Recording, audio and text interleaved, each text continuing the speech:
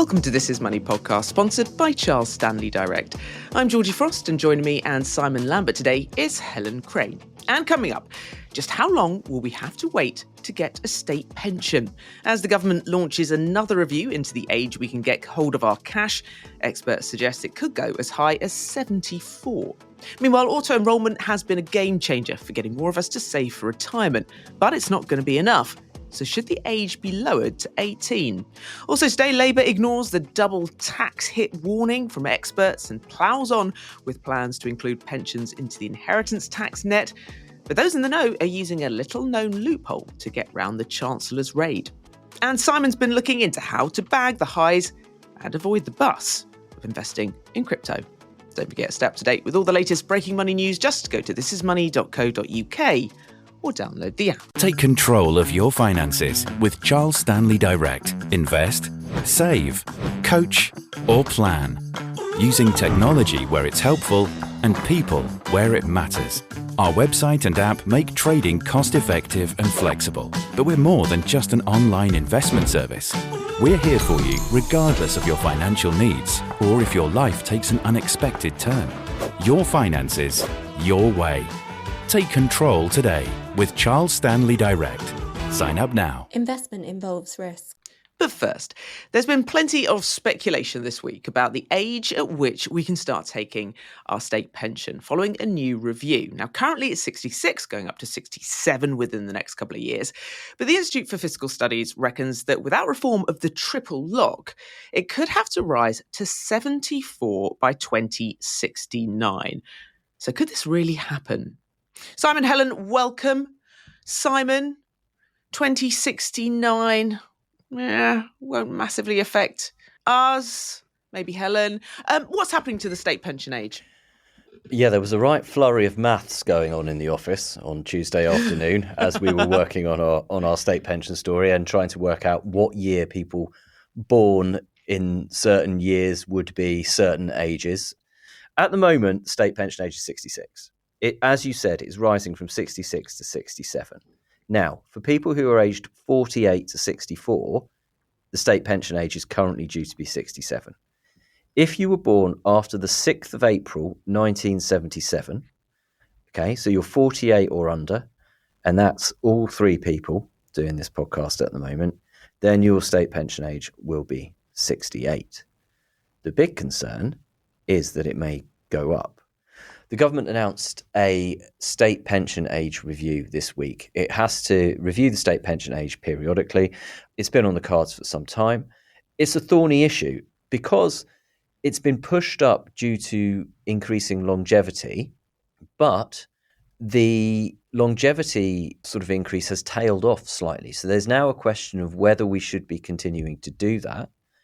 The higher you put it, the bigger the gap you get between people who do physically demanding jobs and jobs that are not so physically demanding, such as sitting in an office trying to work out state pension ages and talking on podcasts, and also the cost, which is now starting to come into play quite substantially and is what led to this warning from the IFS, where they didn't say the state pension age is going to go to 74. As you said, they said, if we don't do something about the triple lock, in order to balance the books and the cost of this, it might have to go to 74. Now, in that IFS report, it suggested that those people born between 1980 and 1995, so that's 30 to 45-year-olds roughly at the moment, the state pension age would have to rise to 69. But for those people who were born after that, so 30-year-olds and under, that the state pension age might need to rise up as high as 74. Now, that is a very, very big difference from where the state pension age is right now. There we go again, Helen, stuffing the young people. Yeah, exactly. It's a common theme, isn't it? But of course, as we often say when we talk about pensions, older people are the ones that are going to vote, and young people coming to this is a long way down the line, and it's something that politicians just don't ever want to deal with because almost they just keep kicking the can down the road. Clearly something has to happen because 74 is, I mean, that's I can't imagine a world where most people are staying in work until they're 74. I mean, as Simon said, people in different occupations, people who are on their feet all day just aren't going to be able to do that. And I think the thing really is as well, it depends on what type of retiree you are, doesn't it? If you're relatively wealthy, or if you've just saved really hard into a work pension, then you might be able to bridge that gap for a few years, maybe even 10 years. You could retire in your mid-60s if you've got that decent sort of work or private pension to bridge it. But the people that are going to be probably waiting for longer and having to stay in work probably are these people that are doing these more physical jobs. So I think something's going to have to give, really. So this, I understand, is the third review. And as Simon mentioned there earlier, there's a review into state pension age because we have been living longer. But is this review, Simon, not just about age? Because as you said, that seems to have sort of slowed down. Is it about going to be looking into how affordable this is and bringing that element in? Yes, and that's becoming a very important element here. And to an extent, we have become a victim of our own success in terms of improving the state pension. And when you look at the state pension, they like to use something called a replacement rate as to how much of the median income it replaces.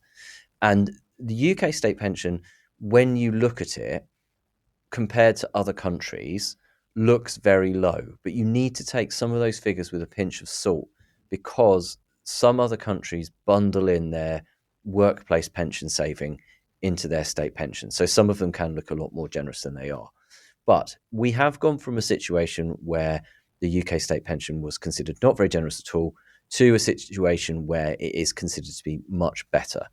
The triple lock has been a major driver of that, which means that the state pension goes up by inflation, wage growth, or 2.5%, whichever is the highest of that.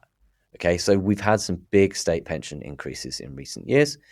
Some would argue that that's good, and it is good because it has improved the state pension.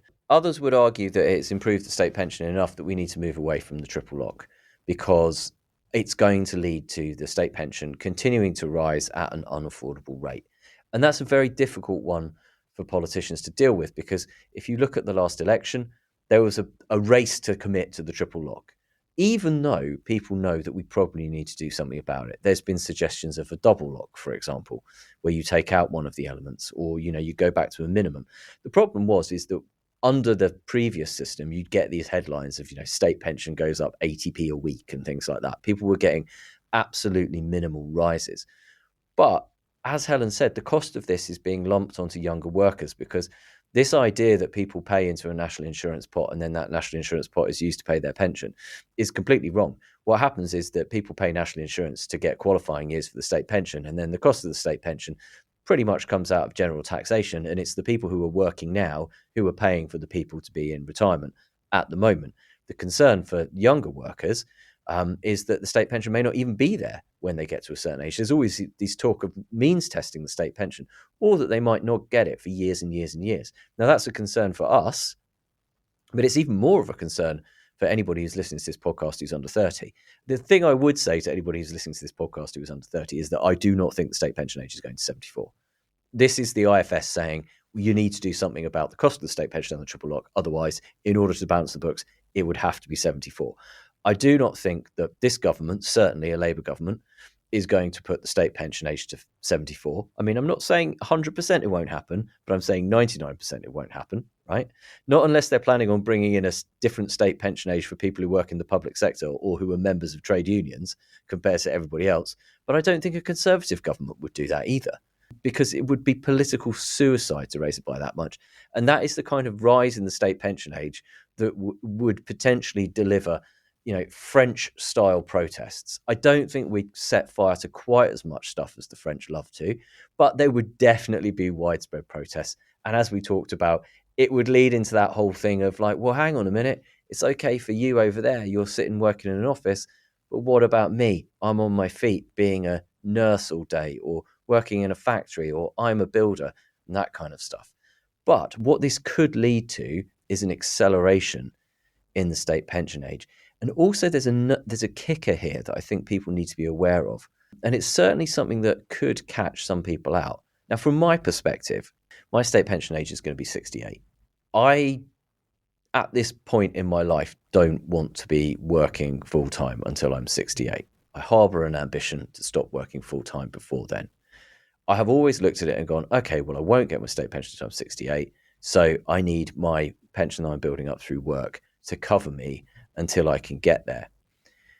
At the moment, you can access a pension at the age of 55, your workplace pension. That is soon going to go up to 57. And the age at which you can access it is, in theory, meant to track at 10 years below the state pension age. So, for example, for me, you, Helen, it could be that it goes up to 58. Now, if they suddenly start accelerating the state pension age and they stick to this 10-year thing, all of a sudden you are potentially going to find people who have saved elsewhere into a pension in order to fund a retirement earlier than the state pension age, suddenly seeing the age at which they can access their private pension or their Sipp or their workplace pension drifting off into the distance. So I do think that is something that people need to be aware of. And I wrote a column about this last year asking, like, should you really, stick as much as possible into your pension, and say, well, perhaps if you do harbour ambitions of that retiring early thing, you might want to be lumping some money into an ISA as well, where there's obviously no age restriction on when you can take the money out. I'm not as convinced as you, Simon, that it won't go up to 74. Just for the statistics of how many of us are living longer, new technologies will enable us to work longer, and I think we're going to have to. But what it does highlight, Helen, is taking your own initiative, especially if you're self-employed. But when did you start paying into your pension? Helen, when did you start? Do you remember? I do, and I'm actually a bad example. So I started work just before auto-enrolment came in 2012. So my first job, I wasn't auto-enrolled into the pension, and I decided not to enrol myself into it consciously because I was quite poorly paid. First job, living in London. My budget was so squeezed that I didn't want to put in whatever it would have been, probably less than 100 quid a month on my salary, not a lot at all, but just decided I couldn't afford it. But then luckily, in a way, I moved jobs a couple of years later.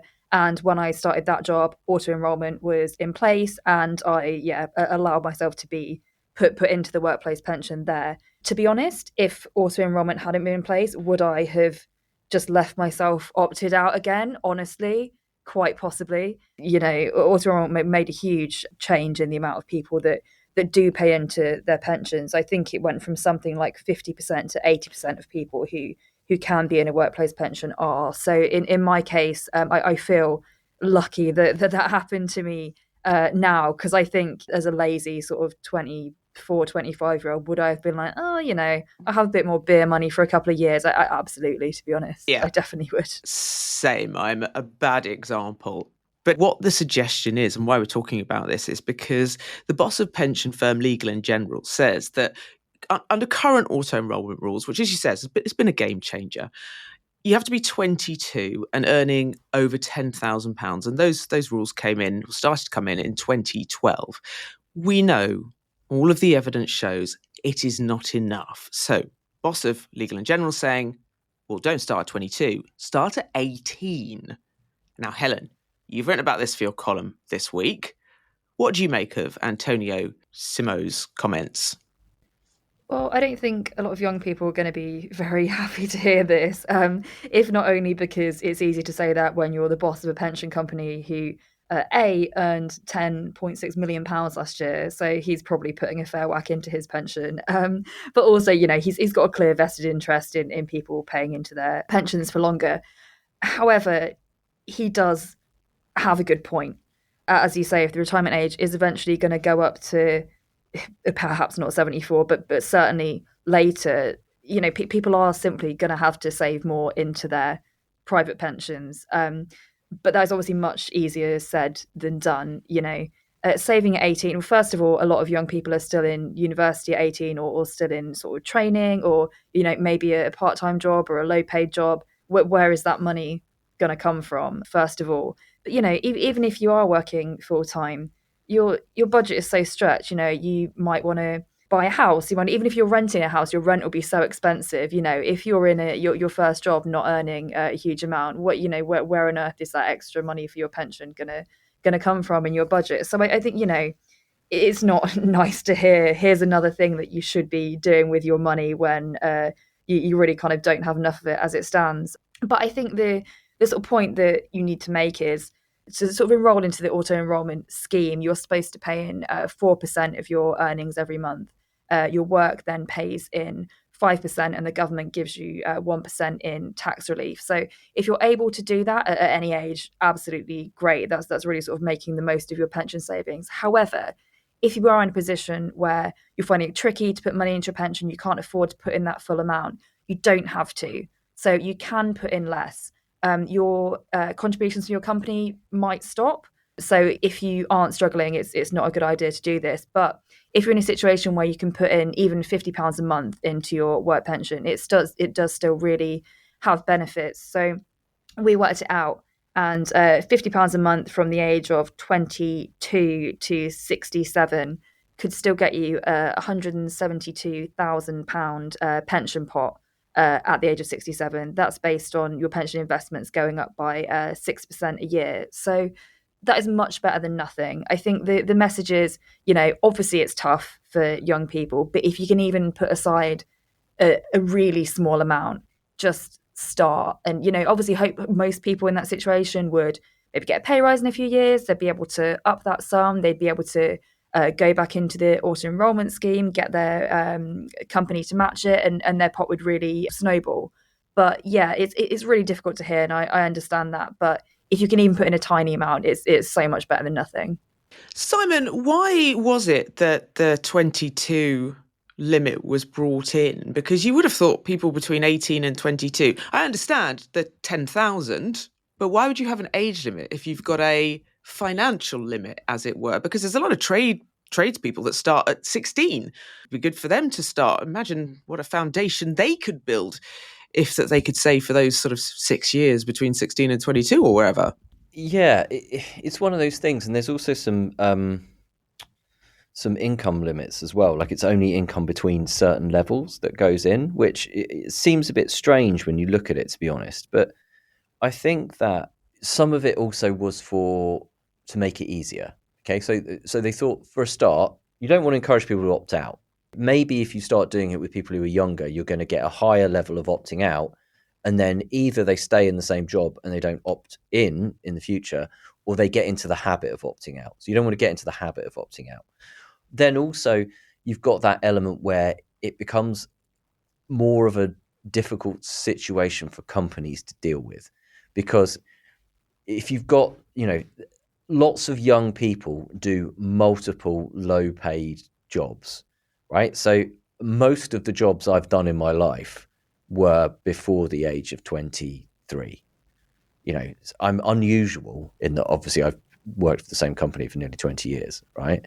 And I had one journalism job before that. But before the age of 23, I had loads of jobs, ranging from numerous pubs that I worked in, working, in France, overseas, working as a snowboard instructor, working in supermarkets, working in BHS, which was the most mind-numbingly boring job I've ever had in my life, working in a River Island warehouse, picking stuff, all those kinds of things. If you think about like all of those like tiny little pots, and the difficulty for companies of building that up, then it starts to become quite difficult. And I think statistically speaking, younger people are more likely to have those little jobs, and where it wouldn't really make a difference.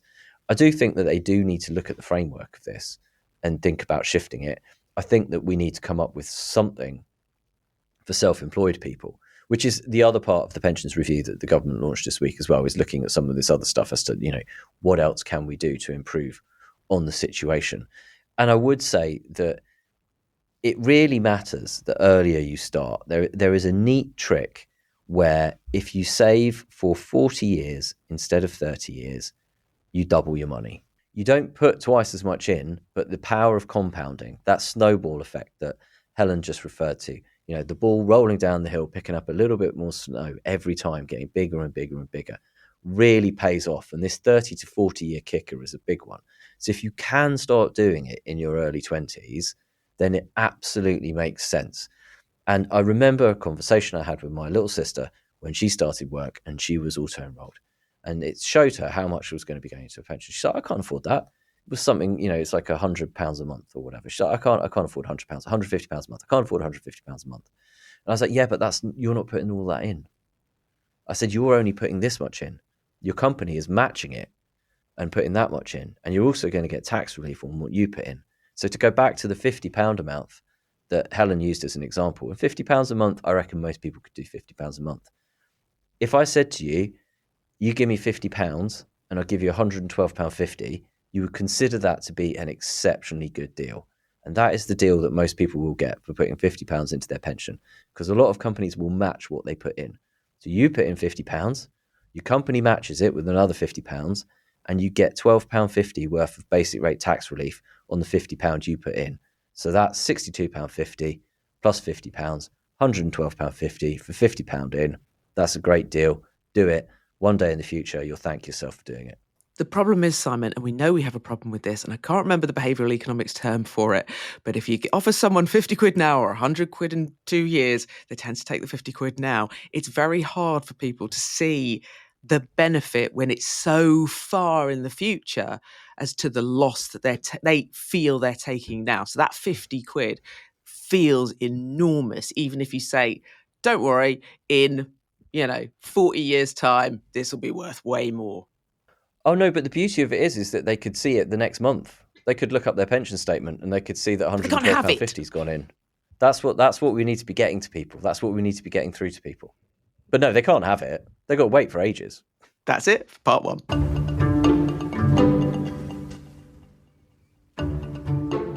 I'm joined now by Lisa Kaplan of Charles Stanley Direct for our weekly Investing Explained feature. Lisa, I've got a question here. Topical.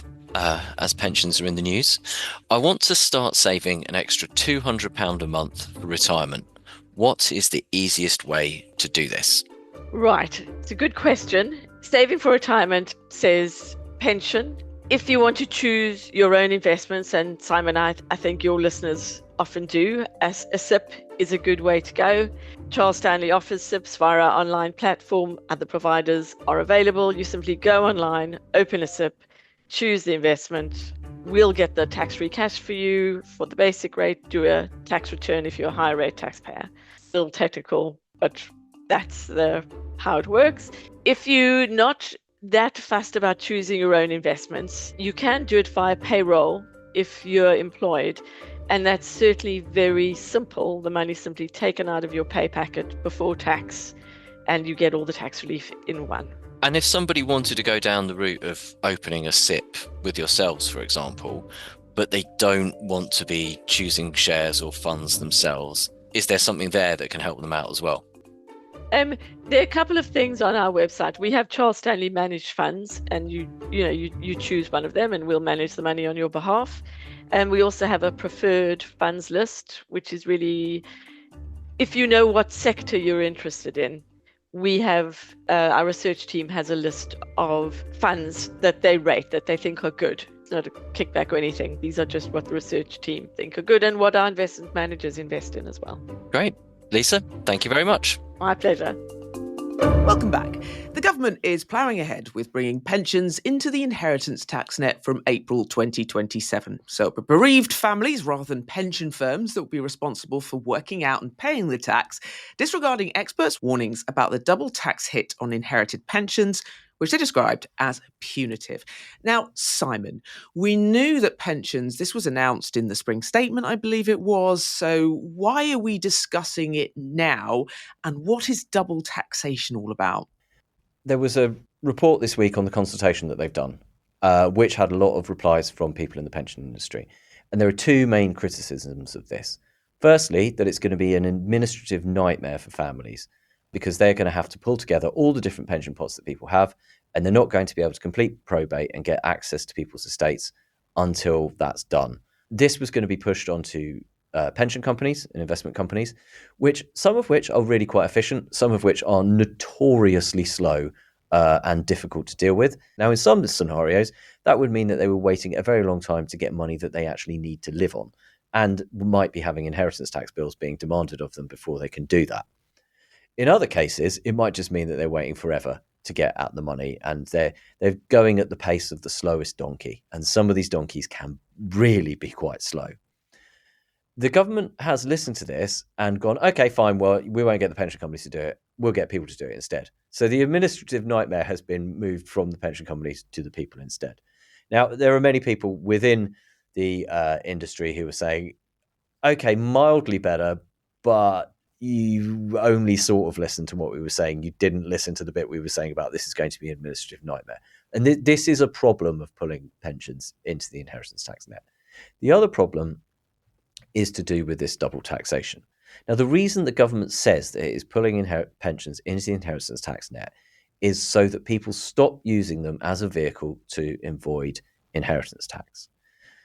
I would argue that this is a somewhat flawed case for doing it. Firstly, whilst there has been lots of talk about using pensions and keeping pension pots intact for the inheritance tax benefits, it is only a benefit if somebody dies under the age of 75, which is not normally considered a benefit. And in fact, actually, most people don't die before the age of 75. So in that scenario, no inheritance tax, 40%, and no income tax on withdrawals. If you die after the age of 75, there is no inheritance tax, but your beneficiaries are charged income tax on withdrawals. Now, as the withdrawals from that pension are added to their normal taxable income, most of those people, if they take any form of meaningful sum out of that pension and already have an income elsewhere, will end up paying 40% tax on the money they're taking out of that pension, because it's going to bump them up into the 40% tax band. So it's not true that these pensions were completely free of tax at all. Also, I would argue that there is only a very small number of people, it's a niche sport, a very small number of people doing this, a very small number of wealthy people. It might be something that was talked about a lot by financial advisors and wealth managers. I've seen no figures, no evidence of how many people were actually doing this. And I really don't think that it is that large a number. I think this is basically a tax grab. And what it's done is it's going to put pensions into the inheritance tax net. So inheritance tax, everybody has a nil rate band of £325,000. If you own your own home and pass it to a direct descendant, you could add another £175,000 onto that, giving a maximum tax-free allowance for an individual of £500,000. If you are a married couple, you can double that, but not everybody is part of a married couple. So let's talk about the 325 and the 175.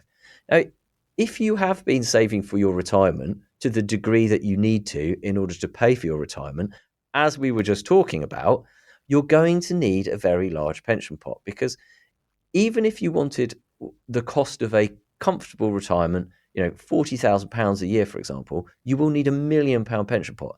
Instantly, you have an inheritance tax liability, regardless of whether you own your own home, have any other assets, etc. So it's going to pull a lot more people into inheritance tax.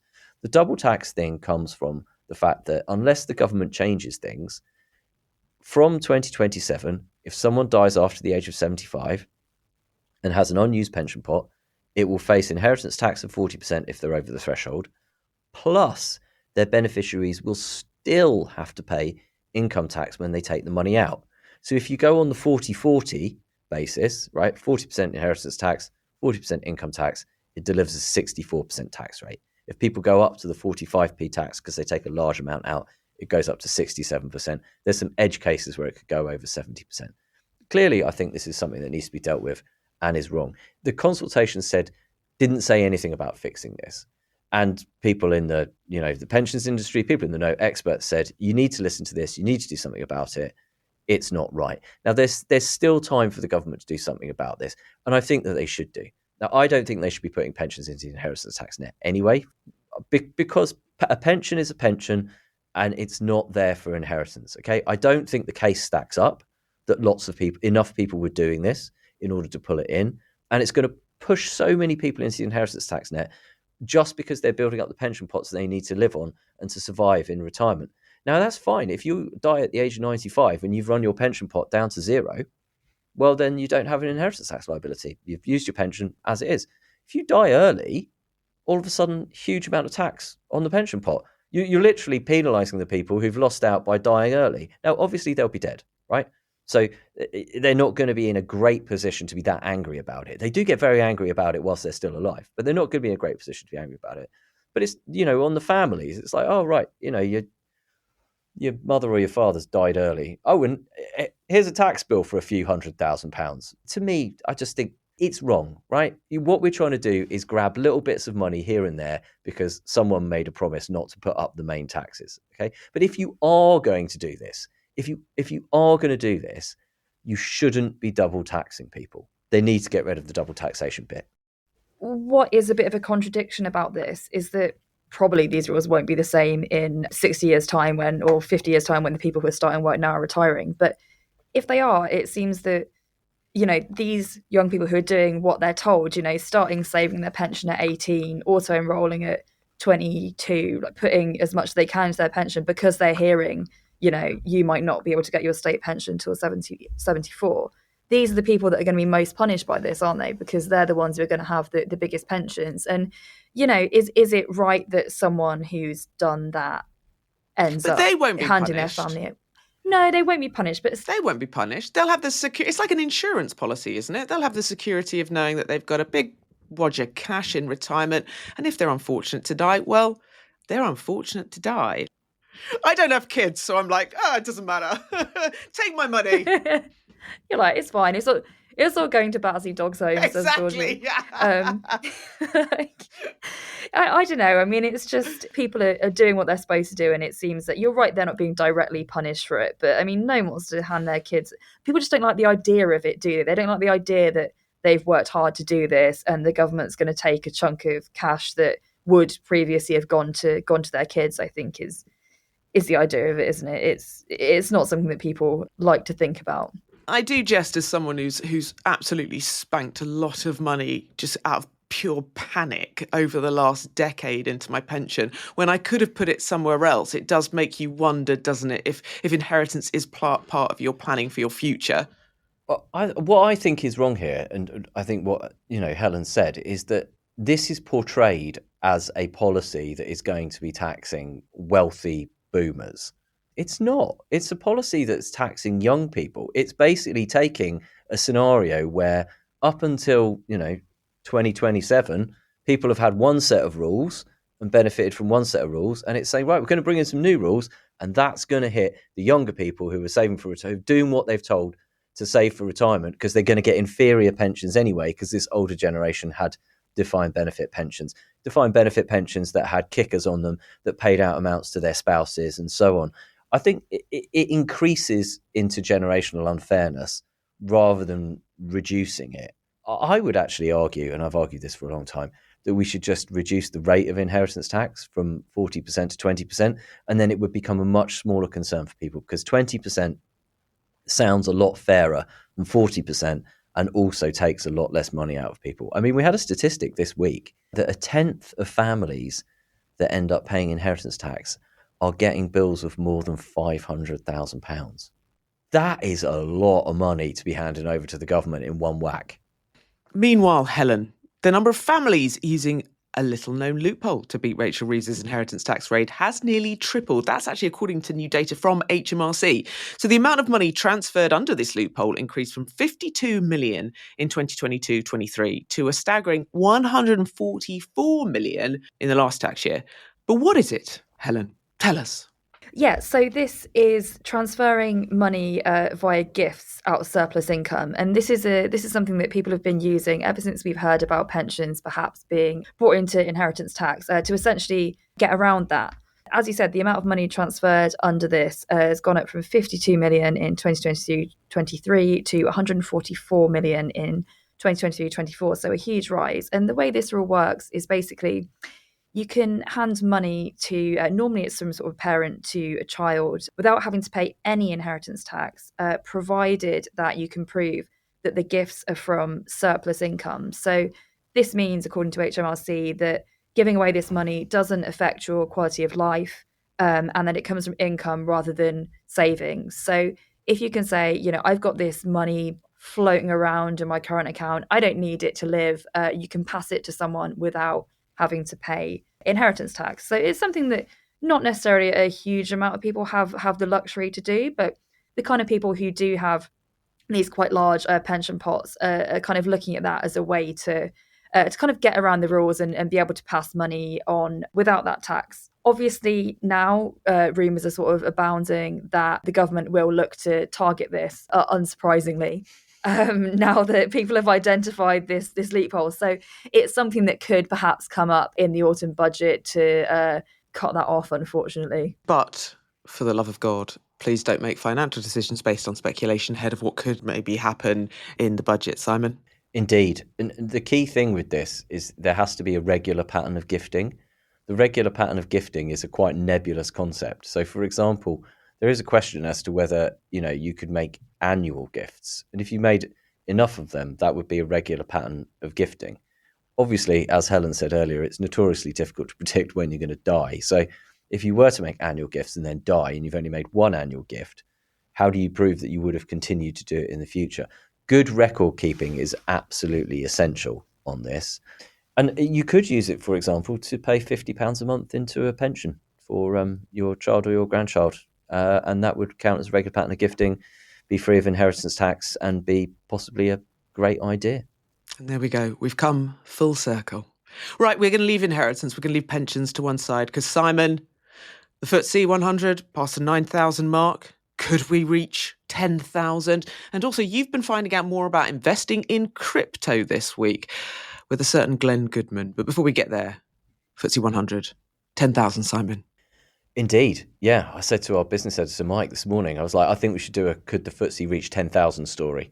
He looked at me and rolled his eyes. I was like, no, seriously, because we've been talking about will it reach 9,000, and it finally did 9,000 this week after flirting with it all last week. And then all of a sudden I'm like, let's do a will it hit 10,000 story. He said, I'll have a look through my inbox for speculative FTSE nonsense. I said to him, make that the headline of the story, speculative FTSE nonsense. But hey, look, we're only 10% off. We could do another 10%. I mean, might fall by 10% as well.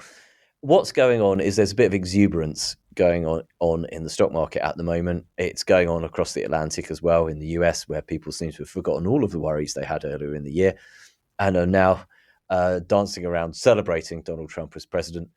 We're just counting the days until he does something. There's this taco trade that everybody's talking about. Trump always chickens out. There is going to come a point when he doesn't chicken out. And the more that people keep saying that he always chickens out, the more likelihood there is that he will go, I'm not chickening out this time, just to teach you all a lesson. And that's just the kind of thing that he might do, or he might just do something crazy. We're not out of the woods on the tariffs yet. I think there is a bit of irrational exuberance going on in the market. It's not quite melt-up territory where stuff just goes straight up in the air. But I do think there is some irrational exuberance. The FTSE is slightly different. You've got money flowing into UK stocks because they're seen as undervalued, and people are paying a little bit of attention to the US and going, yeah, this may be a little bit too much, exuberance here. But also earlier in the year, concerns over, how much more can these big tech companies keep delivering? How much more can the US keep delivering? Concerns about Trump, allocating a little bit more money elsewhere. And the UK is benefiting from that. And 9,000 is just a number. It's an aggregate number on the index. You add all the 100 companies together. The index doesn't care about numbers. I mean, in theory, the number doesn't matter. And whether you breach the number or not doesn't matter, because actually it's the performance of all the individual shares. But once you get through that 9,000 mark, it does add a bit to sentiment. It adds a bit to confidence. And so you've seen some good buying pressure after that. Whether we're going to get to 10,000, I don't know. I mean, we will do one day, hopefully. And hopefully it won't take as long as it's taken for us to see this index actually climb up to decent numbers over the last 20 years or so, when the FTSE has been something of a laggard. Talking speculation, Bitcoin. You've been speaking on your investing show to crypto expert Glenn Goodman. What were you chatting about, Simon? Well, Bitcoin in general, and buy and hold. That's the mantra, the sensible mantra that investors get told. And they also get told it's time in the market, not timing the market, and not to try and trade the market. Now, Glenn has an interesting view when it comes to Bitcoin, where he says, actually, that's not what you should be doing. He says buying and holding Bitcoin is not the right move. And this is due to the insane volatility and peak to trough falls that Bitcoin has. And his argument that most people just can't hack it. They will not manage to buy Bitcoin and sit on the Bitcoin and allow it to just go up, because there's going to come a point where it falls 50% or 80% even. There have been numerous times in Bitcoin's short life where we have seen 50% falls. There have also been numerous times where we have seen 80% falls. It is exactly the kind of thing where people manage to sell out at the wrong time, buy in at the wrong time. What Glenn advocates, and this is not surprising because Glenn is the author of a book called The Crypto Trader, is he advocates, yeah, you laugh. He advocates a trading approach, but not a nipping in and out on a daily basis. He says that's where you're also equally likely to trip up. What he advocates is a long-term trading approach where you try to get in close to the bottom, but once things have already started to pick up, and you try to get out close to the top, but once things have already started to decline. And he says you do run the risk, obviously, due to the volatility, of being caught out and getting, a false signal. But, if you follow the system that he's got, then you can get in closer to the bottom and you can get out closer to the top. And he says what that means is that you're not sitting there checking on your account and watching it tumble by loads or shoot up by loads, and then therefore being likely to make the wrong decisions. And to give an illustration of the timeframes he's talking about here, he's talking about maybe, a year or 2 year timeframes of holding Bitcoin, i.e. he's not, as I said, not talking about a daily basis, not talking about a weekly basis or even a monthly basis. But again, this is something that is notoriously difficult to do. All right, Simon, your stat of the week. My stat of the week is £278,848. No, that is not the average house price. That is what somebody paid for a Ford Escort, a 1976 Ford Escort. Although it is not any old Ford Escort, it is a Mark II RS 1800, one of only 109 limited edition road-going models built by Ford at its Advanced Vehicle Operations pilot plant at Aveley, Essex, each one finished in diamond white paint. Georgie, I can already see you picturing exactly the car I'm talking about in your mind. Mm-hmm. But anyway, this is a record. It was in the same family for 50 years, and it sold for £280,000. I mean, you said you could drive it. Would you drive a car when you'd spend that sort of money on it? Or they just polish it and look at it? Lots of people who buy a car like that, they won't drive it. Lots of them will be super low mileage and they just never get driven. But some of them will be driven, and there are cars that are worth more money than that, old classic cars that are worth more money than that people take racing. And I absolutely take my hat off to those people. Fab. That's it for this week. You can keep up to date with all the latest breaking money news. Just go to thisismoney.co.uk, or you can download the app. And if you have any comments or questions for the team, or anything you'd like them to look into, or if you'd like to look at this investing show, Simon? You can email us at podcast@thisismoney.co.uk. You can come to thisismoney.co.uk/podcast, find all podcasts past. And if you want to watch that investing show episode, go to thisismoney.co.uk/investing show. And if you like our podcast, why not rate us wherever you found us? Helps other people find us too. Take control of your finances with Charles Stanley Direct. Invest, save, coach, or plan. Using technology where it's helpful and people where it matters. Our website and app make trading cost-effective and flexible. But we're more than just an online investment service. We're here for you regardless of your financial needs or if your life takes an unexpected turn. Your finances, your way. Take control today with Charles Stanley Direct. Sign up now. Investment involves risk.